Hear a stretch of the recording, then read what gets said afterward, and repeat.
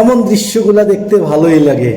বাংলাদেশে 1 বিঘা জমির দাম 20 লাখ টাকা, আর সেই একই জমি বর্ডারের এই পার আর ওই পার ইন্ডিয়ার 1 বিঘা জমির দাম 2 থেকে 2.5 লাখ রুপি, যা যদি আমরা বাংলাদেশের টাকার মান হিসাব করি তাহলে 3 থেকে 3.5 লাখ টাকা।